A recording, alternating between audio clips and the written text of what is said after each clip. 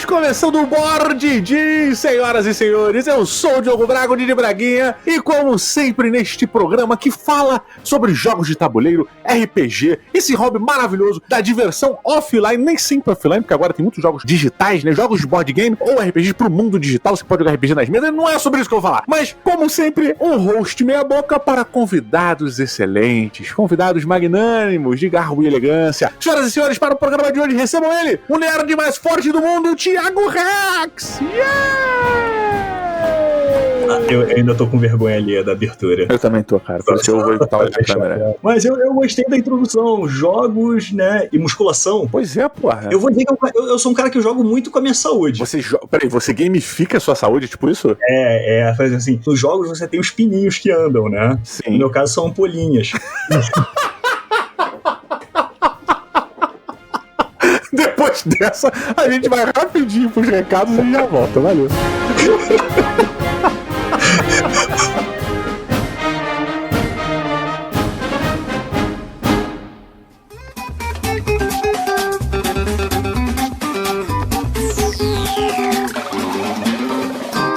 Recadinhos do Board Game, senhoras e senhores. Isso é aquela parte que eu faço alguns disclaimers, algumas coisas importantes ou não pra vocês. Pelo menos que eu acho que vale a pena avisar, tá?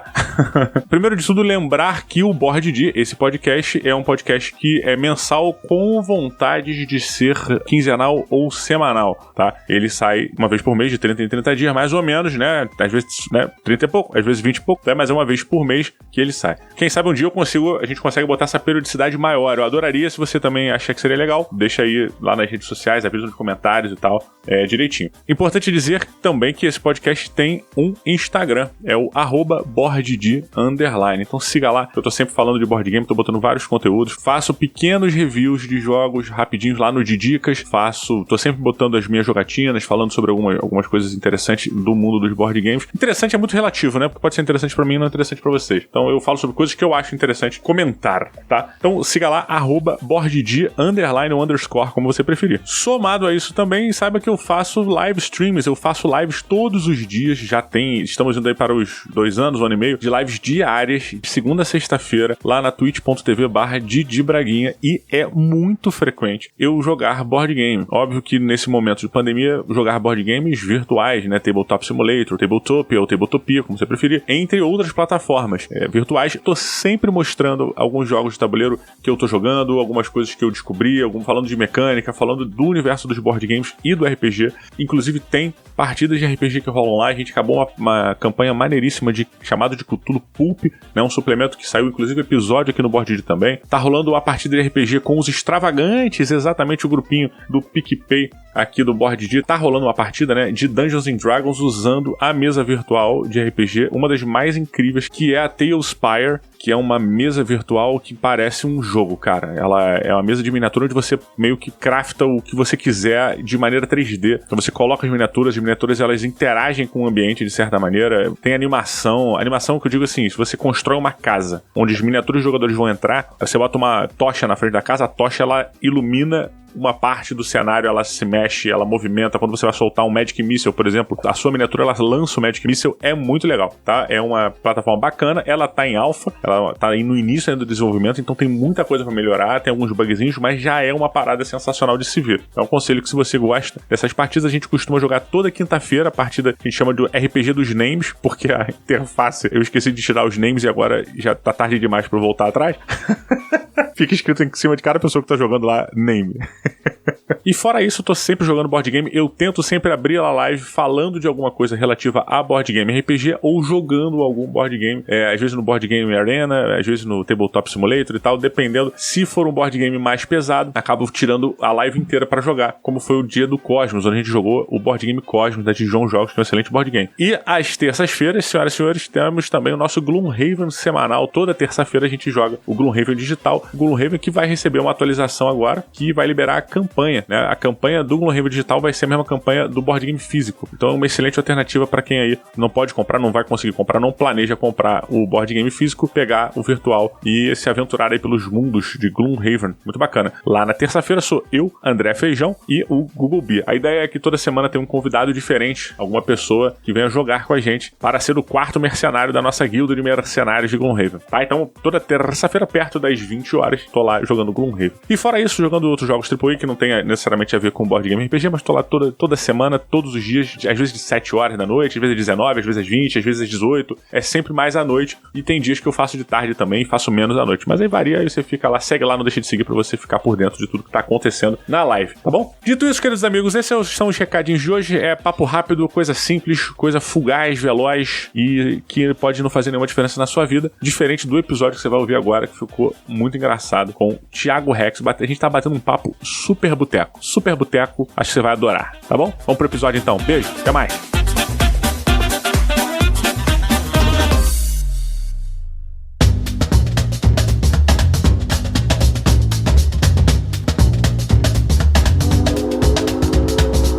Começando aqui o bloco principal, ainda não recuperado. O Rex citou aí. Porra, eu automaticamente imaginei um jogo de tabuleiro sobre a administração de ampolas. De ampolas de medicamento, pô. De medicamento aí, né? Imagina assim, o seu cavalo está dodói? Como abordar esses assuntos no Jockey Club? O nome do jogo é Get Bigger. Bigger, faster, stronger, né? Puta, perfeito, cara. E o maluco imitando o Schwarza, né, na frente. Olha, aí, cara, se der mole, deve ter um jogo de autorofilismo, alguma coisa assim. Eu praticamente não conheço, cara. Se não tem, a gente tinha que criar um, cara, porque ia combinar muito. É muito errado, né? Não sei, assim, eu não sei como é que anda a questão do anabolizante. Não sei mais sobre falar essa palavra, inclusive, fiquei preocupado de quebrar a piada, mas agora foi. Mas eu não sei como é que anda, se já é aceito, se não é aceito. No mundo dos esportes ainda tem a parada, porque a Rússia meio que cagou, né? Nunca é aceito no mundo dos esportes, e isso é uma verdade. Peraí, isso exclui o beisebol, né? O esporte e a competição, não, olha só, ou você generaliza pra todo mundo, né? O beisebol é um exemplo disso, você pegava os jogadores de beisebol nos anos 60, eram todos magrelinhos, né? Aí veio os anos 80, eram todos fisiculturistas. Tipo assim, caralho, que tem essa bola, sacou, meu irmão? É inacreditável. Então, tipo assim, e todos os times usavam. Houve essa generalização do produto. Por quê? Pra ter uma coisa igual, né? Pra que todos tenham o mesmo porte ali. Mas nos esportes ela sempre foi censurada, porque o esporte é você vencer o seu adversário pela sua aptidão, pelo seu treino, né? O melhor vence, né? É sempre essa a ideia. E quando você usa meios artificiais de roubar isso, né? E nesse caso, a palma pros russos, que os russos foram incríveis nesse desenvolvimento, porque os russos foram os primeiros a criarem os anabolizantes, vou chamar de orgânicos, né? Ou naturais. O que eles faziam, por exemplo? Eles tiravam o sangue do nadador muito tempo antes, aí passava um período de tempo, o sangue volta, oxigena e tudo mais, e no dia da competição eles iam lá, pegavam o sangue do cara e injetavam nele de novo. Caraca! O sangue vinha mega oxigenado, o cara tinha um puta fôlego, puta disposição, o cara disparava nas corridas, sabe? Eu não consigo nem conceber isso, Rex. Pois é. O nosso corpo achei que tivesse um limite, sabe? Sei lá, 3 litros, 4, não sei quantos litros de sangue um corpo de um adulto aguenta. Mas, meu irmão, se tu tira 1 litro e depois coloca... Não, nunca é 1 litro, né? 1 litro você morre, né? Mas, perdão, tô exagerando porque eu imagino dessa forma, né, bicho? Porque não é Cavaleiro do Zodíaco, não, que o cara sangra. Ou Vandinha Adams, né, cara? Que na peça de teatro, essas porra. Mas, por exemplo, uma coisa que eles faziam com as atletas de peso russas era engravidar elas artificialmente e fazer depois um aborto, né? Por quê? Porque após os hormônios? Porque aumentava o nível de hormônio na Caraca, mulher. sério, bicho? Então, tipo assim, os russos, eles faziam técnicas, assim, absurdas de você usar isso pra você, tipo assim, fazer o exame de sangue e não apresentava nada, fazer um urina não apresentava nada, pra você fugir desse doping, né? E aí, com o tempo, isso foi sendo descoberto. Então, tipo assim, hoje em dia, até hoje é estudado. Tinha uma série de futebol americano muito boa, só teve uma temporada, foi lá de 2000 e pouco essa série. E o cara, pra ele escapar do exame de doping, né, da urina, ele foi no médico um dia anterior e o cara encheu a bexiga do cara com outra urina. Ah, tá de sacanagem. Não, mas isso existe? Existe, isso era um procedimento. Botava uma outra urina no cara e o cara mijava e, opa, não deu nada aqui no exame de sangue do cara, não deu nada no exame de urina do cara, tá livre, tá liberado. Caralho. Então sempre teve meios de você burlar. Agora imagina um jogo disso, Didi. Caraca, cara. É um jogo muito, muito errado, né? Seu rim não aguentou. Volte 5 casas para o hospital. Aí, na moral, eu vou dar pilha na galera que eu conheço de designer de games pra gente fazer um jogo chamado Get Bigger. E aí você vai ser... Sem sacanagem, a gente vai vender lá fora essa porra e vai lançar na Rússia. Assim, escolha o seu país. You are Russian. You in the game. Se você escolher a Rússia, ganha automático. Olha só, pensa comigo aqui. Um jogo, pegando alguns países, aí você vai ganhando medalhinhas ao longo do jogo, ganha quem tem o maior número de medalhas, entendeu? E quem consegue sobreviver ao jogo, entendeu? Quer dizer, You are Russian, você já começa com 5 pontos de furtividade, talvez, né? De esquema. Deve ser Olympic Wise, né? Você tem Olympic Wise. Você acumular a parada. Ó, cara, isso dá. Eu conheço a galera que vai topar, eu tô falando sério. Eu vou pilhar, não pra esse ano, mas é que não pra esse semestre agora. Vamos passar agosto, eu vou botar isso pra fazer, cara. Vamos ver. Caraca, vai ser sensacional, cara. Vamos ver se vai. Get Bigger é um jogo maneiro, que dá até um jogo de tabuleiro chamado Get Beaten, que você tem que fugir de tubarão. E, porra, então assim, Get Bigger, acho que dá. E aí faz isso, é um jogo de gestão, você tem que gerenciar a sua comitiva olímpica e os seus atletas, né? Você é o... Cara, maneiro. Falando em Get Bigger e ficar grande, sempre tive uma curiosidade muito grande, assim, cara. Eventualmente eu vejo você jogando RPG online, aí você tá jogando em vários canais, atualmente você tem jogado muito lá no Terra Leste, né? Sim, também muito com o pessoal do Tormenta, do Tormenta 20. Do Tormenta também, né? É do Tormenta principalmente, na verdade. O Terra Leste você começou a jogar depois um pouquinho, mas também você tá jogando lá, né? Sim. Tô sempre com o Shimu, com 3D ali. Depois, inclusive, tem que fazer um jabá, me lembra? Sim, é até aproveitar pra fazer esse gancho, porque tá começando o financiamento coletivo da Terra Leste. Então, o link na postagem aí, clica pra você dar uma olhada nas cervejas, nas paradas que eles estão trazendo aí. Tem muita coisa maneira. Cara, estão trazendo muita coisa maneira, cara. É porta-copos que vira board game. Caraca, legal. Quando junta eles, vira um board game. É faca e mesa de corte, caneca, torre de dados, uma enciclopédia ilustrada com tudo da Terra Leste. Então tem bastante coisa bacana aí. Mais as cervejas também da Terra Leste, que são muito boas. Que é o principal, né? Que é a cervejaria do 3D, do Afonso 3D. E é bem bonito, cara. É bem bonito. Realmente, ele mandou pra todo mundo as paradas pro pessoal degustar, mas eu fui o único que não recebi porra nenhuma. Mas obrigado aí, 3D. Tamo junto aí, cara. Vai se fuder. Tô brincando, eu que não dei a porra do endereço pra ele esquecer. Mas ó, e aí vem meu pai perguntando, eu normalmente vejo você, e eu associo, já falei isso num outro episódio, acho que com teu irmão, cara, que eu associo você e o Eduardo Spor meio com o Caramon e o Haslin. Não que o Eduardo Spor tenha o porte de Haslin, né? Porque seria o Haslin dos anos 90 da Marvel, se fosse, né? Amigo, nos anos 90, até o professor Xavier era sarado, amigo. Caralho, ele tinha coxa definida, cara, sendo que ele não mexia por uma revista que ele fez terapia, maluco. O cara todo sarado, trincado, eu falei, gente do céu, o que aconteceu nesse GNX, cara? Cara, é bizarro. E eu sempre associei isso porque o Dudu, ele foi pra parada do escritor, né, da filosofia, parada. Não que você não leia, não tô indo por essa parada. Não leio, não. Porra, vai se fuder, todos os caras que mais lê, cara, tem um colecionador de gibis, os gibis voraz, tem uma enciclopédia de gibi. O cara que lê pra caralho, nem mete essa, porque você é o bárbaro mais culto que eu conheço, cara. Mas eu sempre vi essa pegada. O Dudu, ele caía pra uma pegada mais intelectual e você sempre ia pro alterofilismo, musculação, maromba, o caralho. E quando eu vejo você nas partidas de RPG, você assume esse manto. Isso é uma parada de... É uma identificação, é uma preferência pelo estilo de jogo, é o quê? Na verdade, é uma facilidade. Caralho, é tipo, você tem o know-how. Jogar de mago exige muito, jogar de clérigo exige muito, aí tu tem que decorar magia, saber magia. Aí toda vez que tem um mago no grupo, assim, eu vou lançar isso. Aí o mestre perguntar, isso faz o quê? Não, só um minuto que eu vou pegar aqui pra ler. Falei, ai, cara, não fala guerreiro, ladrão, não tem isso, cara. Você já sabe como bater, como cortar, aonde atacar. Eu gosto de fazer um personagem, eu sempre pego essa inspiração, porque pra mim é o mais completo, né? Eu sempre gosto de me basear muito no Conan do livro do Robert Howard, que era um cara multifuncional. O cara era bárbaro, guerreiro, ladrão, pirata, mercador. O cara sabia fazer de tudo um pouco, sabe? Ele era meio que um Jack of all trade. Então eu sempre gostei de fazer um personagem que fosse isso. Forte pra dar porrada, resistente pra aguentar porrada, ágil pra se precisar não entrar na briga, entendeu? E sábio pra sacar as paradas rápido, pra saber assim, opa, tem merda aqui, não tem, sabe? Eu acho engraçado, porque muita gente fica com a referência só do Schwarza, né? Do Conan o Bárbaro e Conan o Destruidor, dos filmes clássicos, e mais recentemente do Momoa. Aí que nem é um filme tão bom, acho que tem seu mérito ali em algumas partes, mas ele vai. Não tô desmerecendo os filmes, tá? Os filmes têm seu valor pra caralho, eu adoro os filmes do Schwarza, do Conan, mas ele diferencia bastante, ao meu ver, do personagem dos quadrinhos, cara. É bem discrepante, assim, tem uma coisa bem diferente, inclusive, dos quadrinhos pros livros, né? Quando você vê os livros do eu falei Robert... quadrinhos, mas você tava falando da literatura. Assim, não, mas também, tem uma diferença também. Os quadrinhos, eles fazem o Conan ser o estereótipo do macho alfa, né? O porradeiro, o guerreiro, o grande, o forte. Sim. Comedor, aquela porra. Isso. O livro também tem isso. Mas o livro, ele enfoca um lado do Conan que não mostra... O Conan, ele é sarcástico. Ele ri o tempo inteiro. Ele tem um senso de humor meio debochado. Ele é mulherengo, ele é beberrão. Foi, inclusive, uma das coisas que levou o Conan a fazer muito mais sucesso que o Ku, o Conquistador, né? Porque eles são praticamente o mesmo personagem. A diferença é que o Ku era um cara que ele tinha uma rainha e a ideologia dele era ser um rei acima de tudo. O Conan, não. O Conan era um cara assim, cara, cada dia é um dia, hoje eu tenho dinheiro, amanhã eu não tenho. Cara, isso me leva a um questionamento, Rex, muito importante, cara. Quando você vai presentear alguém, você prefere dar o Conan ou dar o Ku?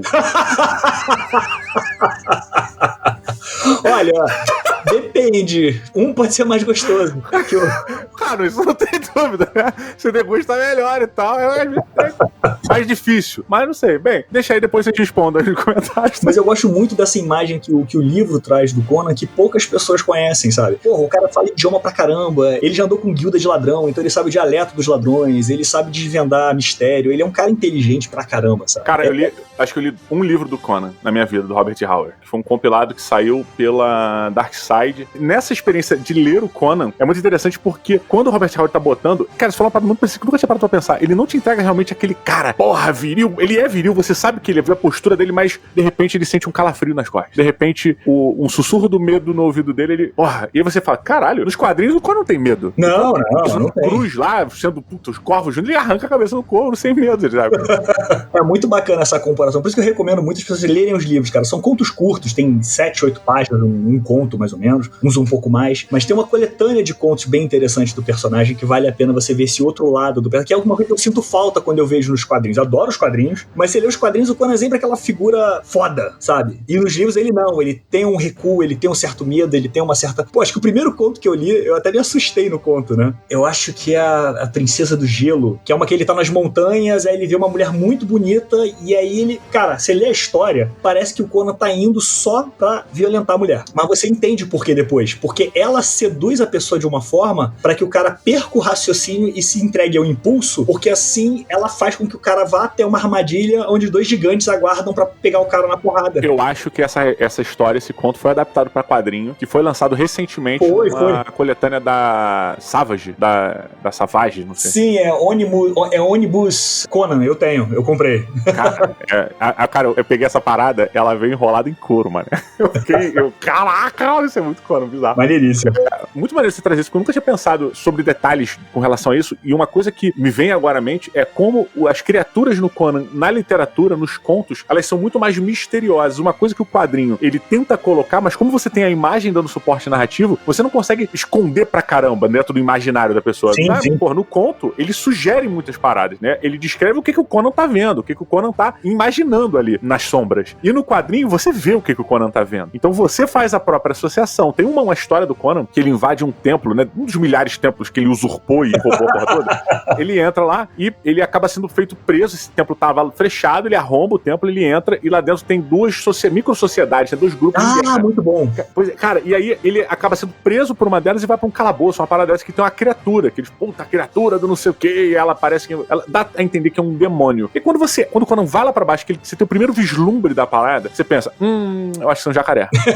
Sabe qual é? E, cara, ao mesmo tempo, você tem um conto do Conan, que ele é feito prisioneiro, e ele é pego no deserto, ele é levado para ele é feito prisioneiro, ele tá pra morrer, ele tá na merda, ele não tem nada pra se virar, ele consegue meio que sair, ele tá numa jaula, e numa jaula próxima tem uma criatura, que você não faz ideia do que é. Então o Conan descreve pra você, no imaginário do Conan, que porra é aquela. E quando você imagina um troll, um orc, uma porra colossal, sabe? Um pé grande, uma parada muito bizarra. E aí, depois que a história acaba, que o Conan resolve a situação, que eu não vou dizer como é que resolve, mas que a coisa se acaba, era um gorila.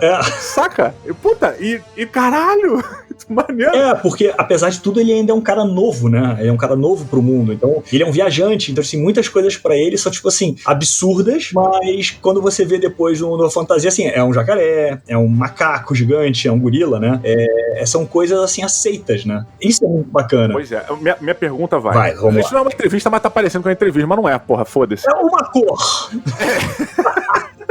mas é que eu fico sempre com algumas Thiago Rex por Thiago Rex. Aí, Se defina com uma palavra, se defina com um dado. De D4 a D100, se defina. Cripto. Mas, cara, por exemplo, quando eu vou criar um personagem de RPG, quando eu era moleque, eu criava um personagem baseado em princípios que eu almejava, sabe qual é? Então eu caía muito por um paladino. Não que eu realmente fosse com ele, eu normalmente era com um guerreiro ou com um clérigo, sabe? Um personagem de suporte que tinha algumas paradas que eu não que eu fosse bom, mas o meu personagem, eu gostava de dar suporte pro grupo, sabe? Eu tinha essa parada. Então eu pegava alguns princípios, algumas coisas que o Diogo, queria ser ou fazer. E aí eu fazia aquele personagem. E depois de mais velho, eu comecei a me desafiar, sabe qual é? Eu falei, porra, cara, e se eu jogar com um mago? Porra, aí eu vou pensar no mago, eu penso, sei lá, numa ficha meio estratégica pro mago, saca?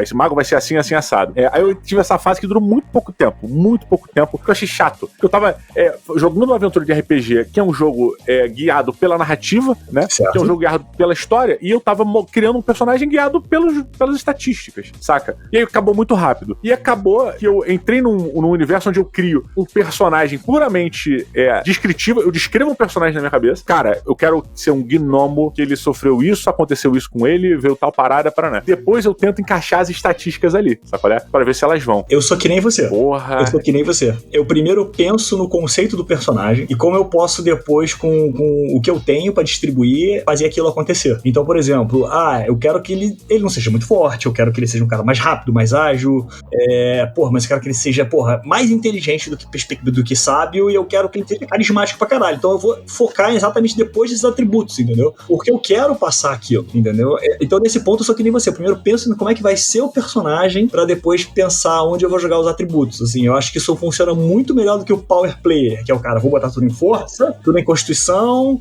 como meu máximo de AC vai ser esse, então não adianta ter destreza alta. Aí eu vou assim, cara, no final das contas você cria só um hack and slash. Não, eu gosto de criar um que vai chegar e vai assim, porra, cara, ele vai se dar bem aqui por causa disso. É aqui que ele se dá bem nisso, entendeu? Cara, isso me incomodava muito antigamente, assim. Quando eu tinha um grupo de RPG desde pequeno, que era o grupo que eu mais joguei, assim. Na verdade, tinha alguns grupos, mas o grupo que eu mais joguei foi o grupo do prédio, da galera do prédio. Que a gente jogava todo final de semana, né? Até quase 18 ou mais até a gente jogava. E, cara, lá, foda-se as estatísticas do teu personagem, sabe qual é? Porra, não é porque você tem agilidade baixa que você não vai tentar pular do abismo. Foda-se. Vamos lá. O que importa é a coragem alta. Você não tem coragem alta.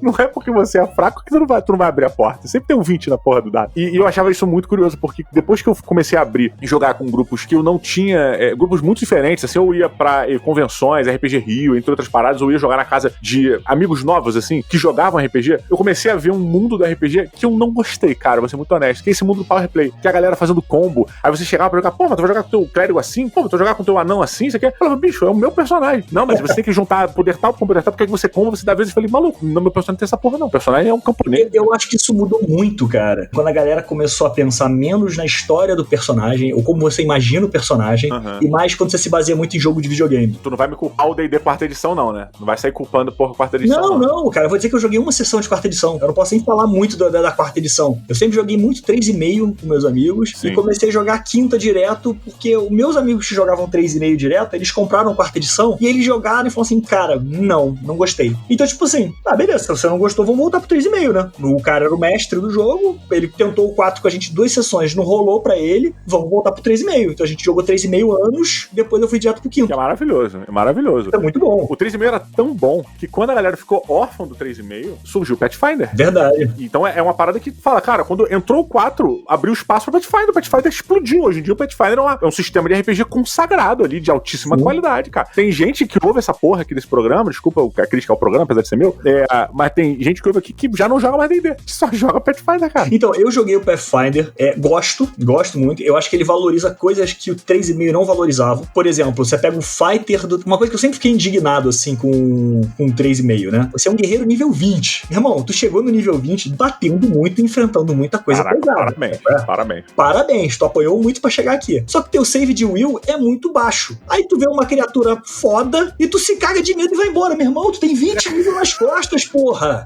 Tu não larga tua espada e sai correndo. Porra, Rex, vai na moral. Eu, de ouvir você falar isso, eu tremi. Eu falei, porra, não, pode crer. O guerreirão fodão, ele vai sucumbir pra um teste de will, cara. E aí, por exemplo, o Pathfinder, ele fez isso. O guerreiro, à medida que ele vai subindo de nível, ele ganha um bônus no saving de will contra medo. Porque ele é um cara que já fez tanta coisa que, à medida que ele vai ficando mais velho, mais poderoso, porra, ele vai ver um dragão vermelho, ele pode até dar uma tremida na base, mas ele não vai largar a espada e sair correndo. Não, o que você tá falando faz todo sentido no lore, né? Porque a evolução do guerreiro, a experiência dele, dá a segurança da parada, né? Exato. Porra, maneiro. A mesma coisa, outra coisa que o Fighter tem no Pathfinder que eu gosto muito, né? Que eles chamam até de 3.75, né? Popularmente falando. Por exemplo, o guerreiro, com o tempo, ele tira a penalidade de usar uma armadura pesada. Isso vai diminuindo. Ah, é? É. Então, por exemplo, à medida que você vai ganhando nível, você aprende não só a bater melhor com um estilo de arma, né? Você ganha um bônus de mais um com estilos de armas, assim, armas longas, armas de impacto, armas de uma mão, armas de duas mãos. Você escolhe um desses e vai evoluindo, né? Então, quando você chega no nível 20, você não é só um guerreiro que bate pra caralho. Com aquele tipo de arma, você bate mais ainda. Caraca. E a tua armadura te dá... Você sabe usar todas as vantagens e desvantagens de estar usando uma armadura. Então, ele torna o guerreiro mais propício a ser um porradeiro, sabe? E também faz sentido dentro da evolução, né? Então o Pathfinder corrigiu umas coisinhas, assim, que eu achava extremamente necessária no guerreiro, por exemplo, no bárbaro, no ladrão. Foram classes que eles, assim, cara, tá bom, mas tá faltando isso aqui. E isso complementou muito bem. Agora, a minha opinião do 3,5 ou 375 pro 5 é que o 3.3,5 e 375 eram muito mais hero, apresentam um RPG medieval, né, de fantasia muito mais heróico. Porra, tem combos que eu sei fazer, cara, com bárbaro, ou com guerreiro, ou com cavaleiro, que eu consigo dar 150 de dano numa porrada agora. Peraí, qual nível é isso? Cara, nível 10, nível 12. Caraca! Por exemplo, se você pega um cavaleiro, bota ele com charge, trample, arma, foco em lança, especialização em lança, o cara, num charge seu, você dá até vezes 5 de dano, cara. Vezes 100 de dano numa porrada. Caraca, então, maluco. Irmão, tu tira, e se tu for paladino, então, tu ainda bota um Smite Evil no meio, caralho, brother, tu atravessa um dragão com uma porra de um golpe só. Nossa. Então, assim, tem combinações que você faz que tornam o jogo muito mais heróico. E Olha, em compensação, Rex, no Tagmar, a gente teve uma aventura que um amigo nosso, ele foi surpreendido numa estrada, tava andando pela estrada numa carroça. Vamos comer o cu dele! Não era bem isso. Mas ele tava andando na carroça e aí desceu um dragão jovem, um dragão de fogo jovem. Desceu pra arregaçar Imagina um dragão jovem. Nossa, cara, você é tão cringe. Vai, Leleque. Olha essa carroça aí. E aí o dragão jovem desceu pra arregaçar, ele tomou um susto e ele arremessou o gato que tava no colo dele. E o gato era um gato de combate. Ah, não, cara. O gato deu uma agarrada, tirou 20-20 e no Tagmar, 20-20 matava. Mentira. Cara, tem umas lendas do RPG.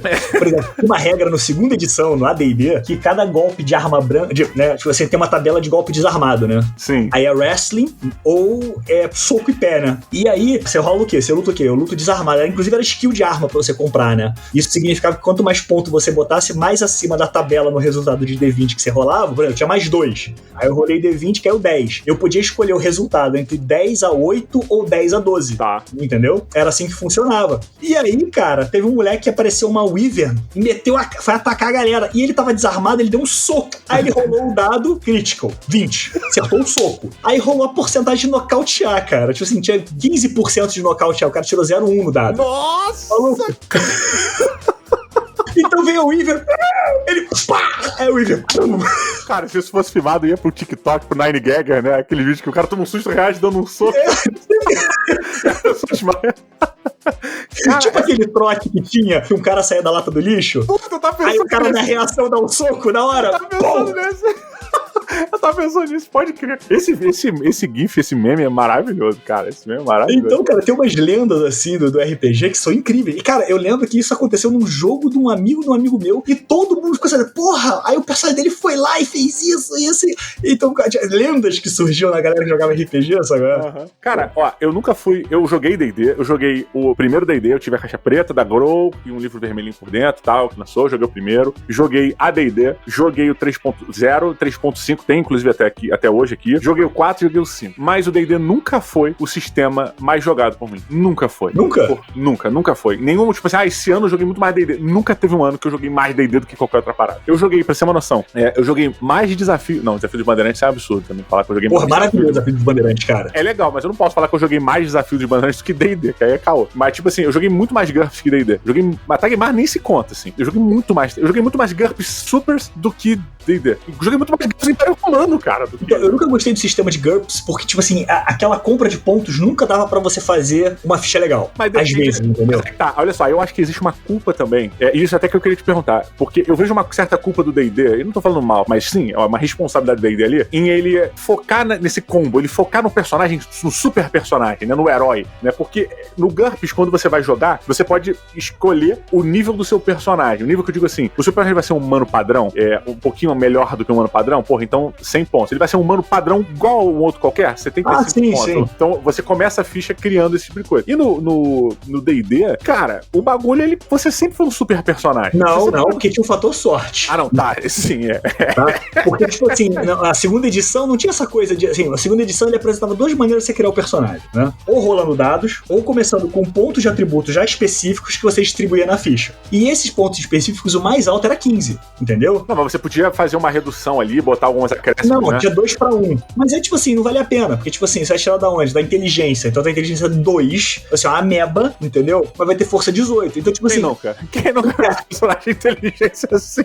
Então, o que acontece foi o seguinte, no caso aí, o que acontece com os personagens da segunda edição, você tinha que rolar ou 3D12, 12 vezes, ou 4D6, perdão, 3D6 12 vezes, ou 4D6 e tirar o menor. Então você podia cair um 18, ou podia cair um 3. Acontecia. Então era muita a sorte ali, né, pra você rolar o personagem. Então nem sempre... E tinha mestre que era filha da puta ainda. Ele fazia o seguinte, ó, você vai rolar os 4 dados, vai tirar o menor, se cair um, pode repetir um dado de 1, mas tem que ser de acordo com cada atributo. Então o primeiro vai ser pra força, aí você rola. O segundo vai ser pra destreza. Então, meu amigo, quando caiu força 15, opa, destreza 12, uei, né? E aí quando eu precisava de 1 de sabedoria, eu não conseguia, e caiu 17 de carisma. Eu era o bardo mais forte do mundo, maluco.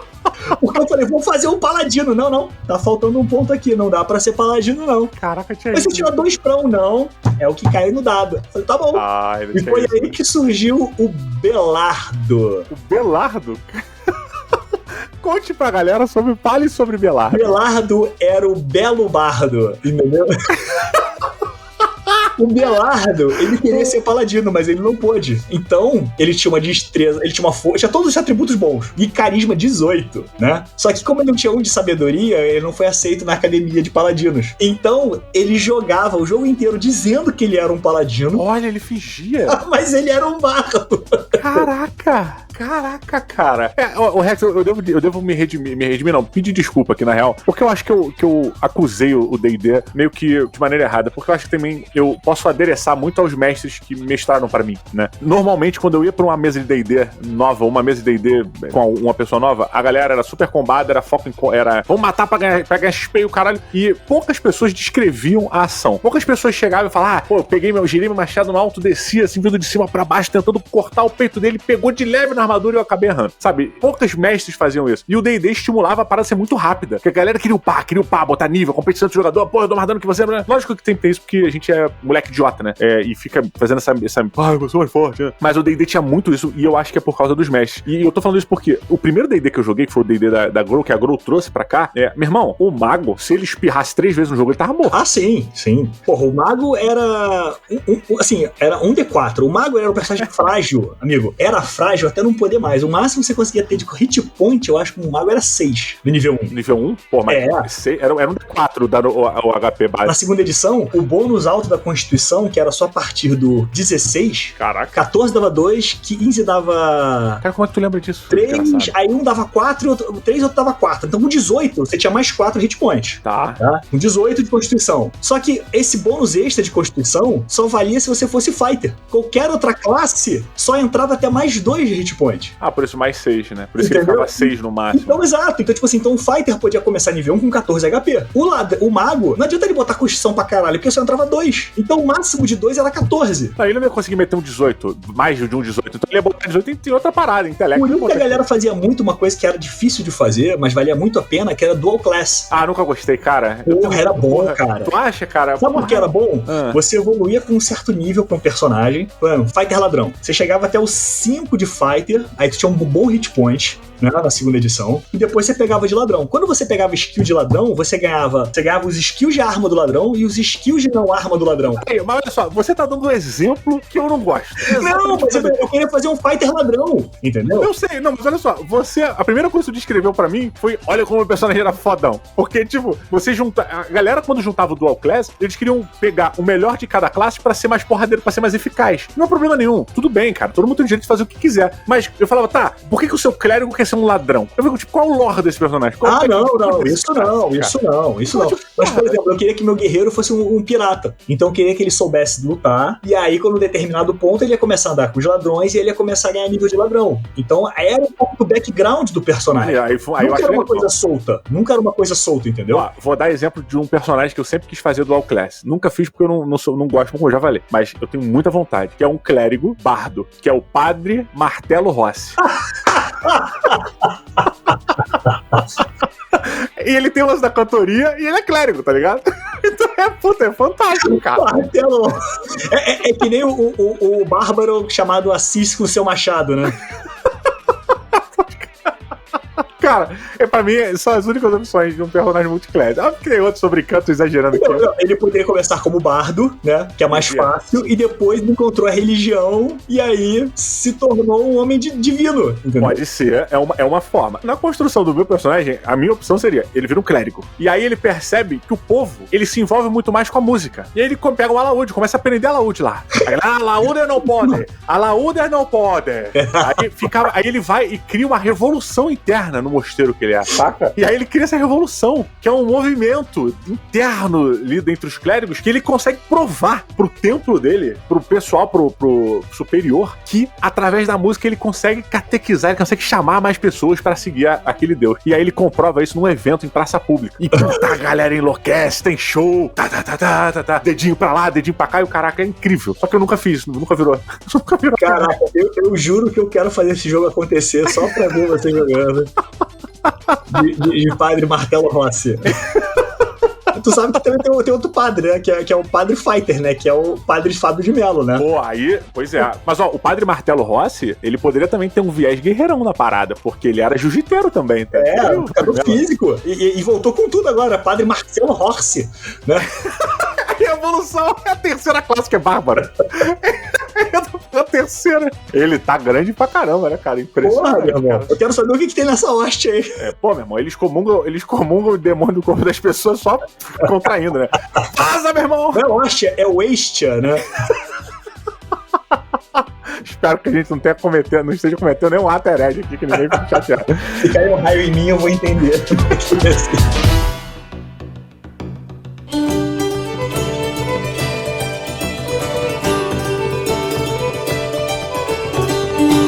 Aí eu falei que o D&D, ele no começo o mago era muito mortal, né? Tinha essa parada do mago ser, qualquer parada pra ele morria, e quase todos os personagens no começo eram muito fatais. Qualquer parada você morria. As aventuras de primeiro nível do D&D eram muito agressivas pro primeiro nível, claro. Pro mago era outra parada, né? Era o Hassling total. Mas no Tagmar, que é o meu ninho de amor, a gente teve uma aventura muito engraçada, cara. Tem um camarada nosso que ele fez uma evolução. Ele tava, se não me engano, no terceiro nível. Eu não lembro qual é o nível certo, que ele abriu uma escola nova de poderes. E aí, maluco, ele pegou todos os poderes de necromancer que ele queria. Meu irmão, Marrex, foram 2 semanas pra ele finalizar a ficha dele, de evolução de ponto. Sem sacanagem, e Tagmar não é complexo, sabe qual é? Mas, cara, ele ficou construindo, ele analisava, vinha, voltava, e quando ele finalmente fechou, a gente foi jogar com esse personagem. E ele sentou na mesa pra jogar. Cara, sem sacanagem. O nome do personagem é Crista de Crisaor. Ele entrou na cidade, um cachorro latiu pra ele. Ele deu uma cajadada no cachorro pra afastar. O cachorro pulou nele e tirou 20-20. Matou o personagem instantaneamente. Instantâneo, cara. Instantâneo. 2 semanas. Cara, ele chorou, cara. E na moral, sempre quando os meus amigos choravam por um motivo idiota, eu zoava. E naquele dia, eu sentia dor, cara. Eu percebi que eu não era um psicopata, porque eu tive empatia naquela hora, tá ligado? Cara, isso me lembra muito que tem uma regra que um amigo meu faz, que era uma regra de ouro do D&D, que é se você tirar 20 e 20 e acertar o terceiro golpe, era morte na hora. Pô, maneiro. Isso é a regra da casa, né? É, a regra da... Não, essa era a regra do sistema mesmo. Ah, é? Apresentado, 20 e 20, acertou o terceiro, matou na hora. Caraca. E aí o amigo meu, ele fez uma saga com a gente, uma história que não sei o que, tinha um vilão que era um ogre mage, não sei o que. Cara, eu tinha pego um machado enferrujado, velho, cara, de mão, arremessei, 20. Confirmo critical, 20. Caraca. Falei, caralho, se pegar agora fudeu, né? Rolei o terceiro dado, 20. Porra, Maí, aí a gente vê essa tua bunda nascida pra lua na hora de rolar dado, né? Cara, na hora, maluco, todo mundo olhou pra mim. O mestre falou assim, Aí eu falei assim, você sabe que eu matei, né? Não importa. Maluco, acabou. Eu peguei aquele machadinho de mão enferrujada e fiquei sendo a minha arma sagrada, sabe? Porra, ele podia dar um espelho de alguma coisa pra transformar. A partir daquele momento ele ganhava um poder, o machado. Dava um mais um, só um mais um. Caraca, meu irmão, foi assim, a gente, caralho, brother, 6 meses pra matar esse filho da puta. Aí tu vai, entrando em 2 jogos e mata o chefão final. Cara, isso eu acho muito maneiro, porque esse tipo de coisa que acontece num combate, ele cria uma história por si só. Os dados contam a história. Sim. Não é só o dado define o cara, mas o dado ele é um contador de história. E essa narrativa emergente que sai dali, que transborda dos dados, puta, faz coisas que a gente nem imaginaria acontecer. Não, de jeito nenhum, cara. Sim, quantas vezes a gente teve uma puta sorte num jogo e você conseguiu talvez evitar um mega combate ou uma situação mega bizarra porque você tirou um 20 no dado. Porra, total. Assim, uma surpresa que o mestre estava tentando pregar em você e tu deu. Meu irmão mestra muito quinta edição, né? O 5E. E aí a gente tava jogando, não sei o que, ele fez uma aventura, se passava dentro de um calabouço. Acabou que o grupo se dispersou. Cara, foi bizarro essa porra. O grupo se dispersou, eram 5 jogando. O grupo se dispersou no calabouço. Então o meu irmão começou a fazer, né? Quem ficou junto com quem foi separado, né? E foi mestrando assim ali na mesa com todo mundo. Cara, afinal das contas é só eu sobreviver. Porra.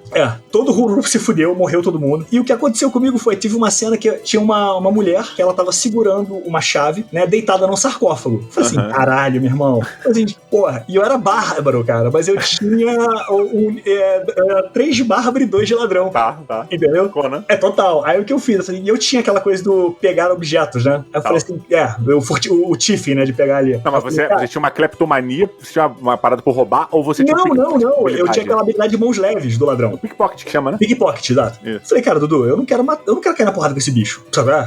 É muito suspeito. Uma mulher muito bonita segurando uma chave, meu irmão. Isso é merda, com certeza. Eu quero só tirar a chave. Cara, rolei o dado, caiu 20, falou. Acabou pro velho. Aí meu irmão falou assim, cara, você. Aí eu fui eu puxei a chave e botei um palitinho. E fui embora. Aí depois meu irmão me falou que era um Vampire Spawn, que não sei o que. Eu falei assim, meu irmão, eu ia morrer certo, sabe? Cara, era um Vampire Spawn, ou seja, ela não era a única ali, provavelmente. Exato, ou seja, a minha sorte... Nossa! A minha sorte foi ter tirado 20 no dado. Aí fui lá e caí fora. Aí passei, fui o único que sobreviveu. O grupo inteiro morreu. Caraca, cara, isso é muito maneiro. Mas eu, assim, é porque eu mestro RPG, eu não mestro de uma maneira, sei lá, não sei se é tradicional ou não, mas eu não mestro RPG com uma aventura na cabeça. Sabe? Se a gente for jogar, a gente senta pra jogar, eu não tenho assim, hoje vocês vão recuperar o totem sagrado. Não, eu não mestro desse jeito. Eu vejo quem são vocês e tem a noção do que acontece. Eu tenho um mundo ao redor de vocês vivo na minha cabeça. Certo. E aí eu deixo vocês soltos. Dependendo do que vocês estão fazendo, a aventura ela é criada ali. E dependendo do que vocês estão fazendo, vocês guiam mais pra uma parada mais de comércio, uma parada mais de realizar um sonho do personagem, ou de uma situação comercial que já existe, vocês vão tentar resolver. Sabe, eu apresento algumas oportunidades, mas que elas não estão resolvidas nem construídas. Elas vão ser construídas ali conforme vocês estão andando, sabe? É engraçado porque o mestre que ele cria, eu não tô desmerecendo, esse é o meu jeito de fazer, mas o mestre que cria a aventura do início ao fim, uma aventura mais dentro dos moldes ali, que tem uma resolução de coisas, tem um caminho melhor definido, cara, ele fica puto nessa hora, cara. Ele fica puto, cara. Porque ele gastou um tempo matutando, botando nível, preparando a armadilha, preparando os spawns equilibrados pros personagens não morrerem tão cedo. Porra, aí tu chega lá, maluco, que em um segundo tu resolve a situação e vai embora, que era o ponto alto da partida do cara. Porra, cara, isso dá dó, bicho. Não, dá dó, mas, tipo assim, cara, várias situações de jogo, tipo assim, você jogou Holy Master? Cara, nunca joguei Holy Master. Cara, Holy Master é o seguinte, cada arma tem um critical, e dependendo do que você faz, cara, um dado abre, é tipo 20-20 do Tagmar. Eu joguei Map, né? Um golpe, você pode matar um personagem foda, sabe? Mas ele vai abrindo, né? Inclusive pode dar mais. Ele vai abrindo, né? Você rola o crítico da sua arma. Ah, tá. 95. 95 é tanto. Rola de novo. Tirou 92, tá? Aí você vai abrindo sequência de dados e fala, você só deu um dano triplo, você cortou um braço, cortou uma orelha, cortou uma perna, entendeu? E aí vai dando resultado. E aí numa dessas, eu tava jogando Space Master, que era o Holy Master Master no espaço. E aí o mestre botou um alien rainha foda que não sei o que, cara, eu peguei a pistola, mirei. Aí o bicho tá vindo na tua direção, eu vou continuar mirando. Porra, em 2 rounds ele chega, até o último round eu vou continuar mirando, pra ganhar bônus, né? Tá, chegou, vai fazer o quê? Vou atirar. Aí rolei o dado, 9-9. Aí ele, tá, de novo, 9-8. Tá, de novo, 9-7. Tá, criticou. 0-0. Aí ele olhou, ele tá acompanhando a tabela e ele, porra, matou. Então o Mega Ultra Alien Rainha morreu com um tiro na cabeça, tá? Pum. Caraca. Hoje em dia tu consegue jogar um Holy Master ou tu acha muito engessado? Jamais. É mesmo, cara? Jamais. Eu prezo o seguinte, cara. Eu acho que o jogo ele tem que ser rápido, dinâmico, objetivo e principalmente não pode ser cansativo. Então o 5E, ele pegou o 3,5 e encurtou bastante. Ele fez regras pra você deixar um jogo mais rápido pra todo mundo, mais dinâmico pra todo mundo. Criou reaction, criou bônus de ataque, criou uma coisa única, né? Aí criou os bônus ali. Então, assim, é uma crítica até que eu tenho ao 5E, porque o 5E, ele é um jogo feito pra grupo. Se você faz um jogo com 2 pessoas, essas 2 pessoas vão se fuder e vão morrer, tá. Entendeu? Eu nunca joguei 5E com 2 pessoas. O 5E é feito pra você enfrentar criaturas em grupo, 4 pelo menos, sabe? Todas as criaturas dão 2 ataques, você só dá 2 ataques no 5º nível, se você for guerreiro, entendeu? Então tem umas vantagens ali e desvantagens que o jogo ele não é feito pra galera jogar em grupo pequeno, é um jogo de party, é um jogo que um grupo grande consegue enfrentar um desafio, mas é um jogo rápido, entendeu? Acertou, errou, não tem mais que somar bônus, tem mais tanto disso, mais tanto daquilo, não, é vantagem ou desvantagem, entendeu? Isso encurtou muito, fez o jogo ser dinâmico e rápido e objetivo. Então você consegue, o mestre não se perde, você não se perde como jogador, qualquer um que lê o livro rápido, entende rápido as regras, então todo mundo sabe administrar bem o seu personagem sem dificuldade. Cara, engraçado, eu já vejo um MERP, por exemplo, foi o que eu joguei, né, que é o MERP, ele é um... Não, o MERP era quase o Holy Master, cara, eu joguei MERP anos também. O MERP é um Holy Master mais condensado, sim, né, sim. Menorzinho, mais tranquilo. Mas ainda assim tem regras pra caralho, porque o Holy Master é um caralhão, é uma cacetada de regras. Eu lembro que o mestre, pra facilitar a nossa vida com o MERP, cada personagem que você fazia, ele já dava junto, grampeado, a ficha de crítico das tuas armas. Maneiro. Pra quando tu for rolar um ataque, tu já fica lá, rápido, vai, tu tem 10 segundos pra me dar o resultado do teu combate, senão tu perdeu o ataque. Então a gente fica assim, caralho, vai porra! Matei! Cara, mas olha só, eu entendo a tua crítica com relação à burocracia do Holy Master, concordo com ela, mas ao mesmo tempo eu gosto muito quando a regra do jogo, ela limita a sua diversão. Limitar não no sentido dela você se divertir menos, mas ela cria parâmetros ali, né? Ela cria os boundaries pra você poder tentar forçar ou não o jogo ali dentro. Porque me incomoda, às vezes, o cara rola um dado, aí ele acerta lá a criatura que ele tentou bater. Aí o mestre vira pra ele e fala assim, descreve a sua ação. Aí o cara vai e descreve uma puta ação foda. Mas o cara tirou na bucha, cara. O cara tirou a C do monstro certinho, cara. Sacolé? Não pode ser. Pra mim, tu tirou certinho, tu quase errou, mano. Tu só não errou porque o cara chegou pra frente, sacolé? Porra, isso me deixa puto porque o player, eu acho que normalmente o jogador ele tenta puxar um pouco a sardinha pro lado dele. Claro, sempre. Então eu gosto quando o dado ele define muita coisa, sabe? Ele vai agregando esses valores. Então essas tabelas, a tabela do Tagmar eu achava maravilhosa. A tabela do Tagmar, do Marvel, né? Marvel ou DC, não tô lembrando. Acho que Marvel era muito bom. Acho que era o Marvel Super Heroes que era baseada na tabela do Tagmar. Uma parada dessa, não tenho certeza agora, me foge da memória. Mas eu gosto dessas algumas resoluções, o dado fazia a definição completa. E eu sempre gostei muito do combate, dessa descrição plástica do combate em si. Durante, boa parte da minha infância, o combate, ele foi o centro do RPG. Eu jogava RPG pra fazer combates homéricos, né? Pra fazer as paradas maneiras e tal. Quando eu fui crescendo e evoluindo no RPG, eu gostava do combate, gostava do conflito, mas eu tinha as outras partes ali, gostava do street, de fazer a parada de subterfúgio, fazer infiltração, fazer uma parada mais politicagem, tentar convencer e tal. Tá muito legal. A gente amadurece, né, cara? Pois é, a gente amadurece e a gente melhora como jogador e vai descobrindo essas novas paradas que a gente pode fazer também. E, cara, mas eu ficava sempre chateado por causa disso, porque as descrições nunca eram ao nível do que um bom dado, uma boa tabela podia te entregar. Sim. Que era maravilhoso, você ser surpreendido por uma descrição irada, sabe? Eu gostava muito do Marvel Super Heroes quando você rolava assim a vermelho, né? A tabela, que você dava um puta golpe. Aí tava assim, you slam. Assim, você arremessou ele a não sei quantos sei lá, quantos quilômetros. Então tu deu uma porrada, maluco, que o cara voou, atravessou o prédio, ele sumiu. Ele já dava meio que pronto pra você se empolgar e a partir daqui o mestre falava o que acontecia. Maneiríssimo, cara. Esse pra mim é o grande lance. Você era surpreendido por um acontecimento que o dado te falava. E aí você tinha que lidar com aquilo, o mestre também. Porra, essa parada que é, o Tagmar, como eu já disse, cópia dessa tabela de resolução do Tagmar é cópia do Marvel. E ele dava essas paradas também. Você tirava um dano amarelo, você acertava um dano amarelo, cara, você tirava um crítico, crítico e depois tirava um amarelo, um vermelho, um laranja, ele dizia o que acontecia, dependendo do tipo da tua arma. Se for uma arma de corte, pô, tu cortou o braço do cara inutilizaram por uma semana. Caraca, maluco, uma semana. Se fosse contigo, então, pra sofrer um crítico, meu amigo, era uma dor de cabeça, porque eu só fui conhecer a Rex, ressuscitar, depois de muito tempo no RPG. Sem sacanagem, cara. Eu nunca tive um personagem ressuscitado por um outro personagem. Sempre era um mestre que trazia um dragão, alguma parada assim, ele trazia de volta à vida. Como um mago ou um clérigo ressuscitando um outro player, nunca vi isso acontecer quando eu era mais novo, assim, até os 13, talvez. Nunca. Morreu, acabou. Sabe qual é? Mas era uma magia também de nível alto, né? Pois é. Tem uma magia que era uma versão barata disso, que era o Resurrect, não era o Resurrect, que tinha um que você revivia o cara, morto, e tinha era Reincarnate, perdão. Reencarnar. E o Reencarnar é o seguinte, numa área próxima, aquele personagem volta seguindo uma tabela. Então o cara era humano, rolava magia, aí rolava o dado e podia cair qualquer coisa, maluco, entendeu? Caraca, se fosse humano, não era você de volta, era você em outro corpo. Pet Cemetery, quase, né? Total, cara. Então, tipo assim, o cara voltava assim, Boogie-Woogie, voltava Centauro, o cara podia voltar com qualquer porra, Goblin. Tanto é que teve uma vez que o cara fez essa magia no grupo, aí ele voltou em forma de Goblin. Aí ele veio na floresta, cara, o Goblin! Caralho! Eu falei, eu vi um Goblin.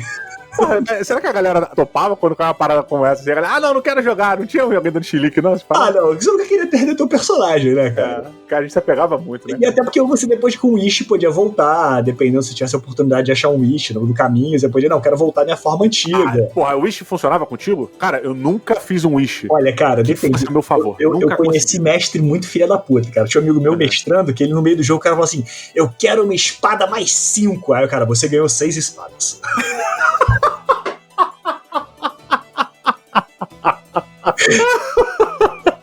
Ele era muito excelente. Ele falou assim, cara, o Wish comigo é o pé da letra. É tipo, sabe, tu tem que falar muito bem o que você quer.